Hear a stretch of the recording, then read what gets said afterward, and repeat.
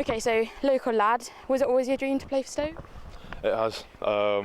Growing up, my uncle and my mum would bring me to the games and I'd watch them, and then to be asked to play for them as well was a massive thing at the age of 8 and 9. You only dream of stuff like that, so to be there again and still here at the age of 23 is a massive opportunity, and I enjoy every minute of it.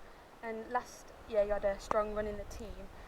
Is it a bit difficult now this season with a few more names in the hat? How do you make Tony notice you? Yeah, you've just got to stay fit, get in his face when you can, and make sure you're loud and on the pitch, and make sure you're improving every minute, and he knows that. You just got to see what you can do, and if the opportunity comes, you've got to grab every second and make sure you impress him. Stoke have brought in a lot of new players over the last 2-3 seasons, and especially in the summer period just gone.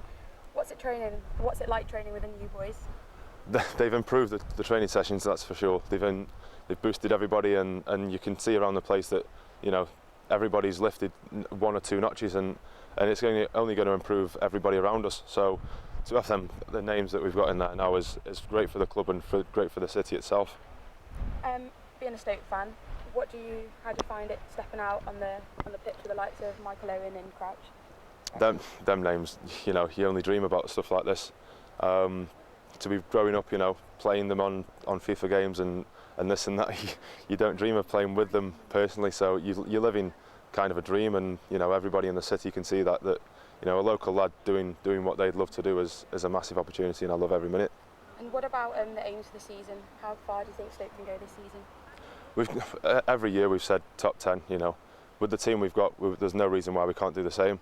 If we can nick here and there a few more places, then everybody will be happy. But an FA Cup run would be nice, so we'll hit that in January and see what we can achieve.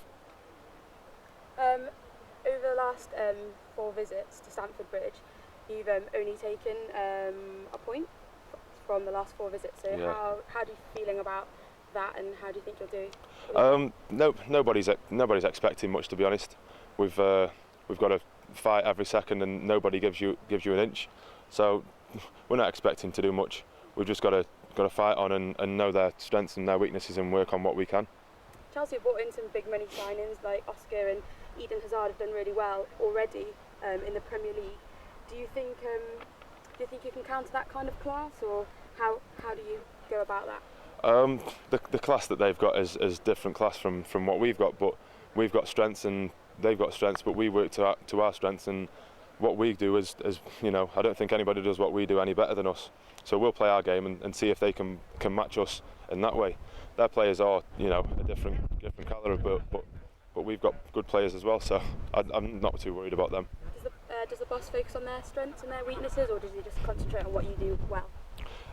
You've got to do both. You've got to cover every angle and aspect of the game, set pieces, and see where they're strong and they're weak, and tactically, everybody's weak somewhere, so we will work on that, and at the same time we've got to concentrate on ourselves as well. And where do you think the game can be won and lost at Chelsea? It could have been anywhere. A mistake can happen, and you can lose a man and score a header, and you're the hero, so you really don't know it. It can be won and lost anywhere, but hopefully we can get something from there Saturday and come away happy.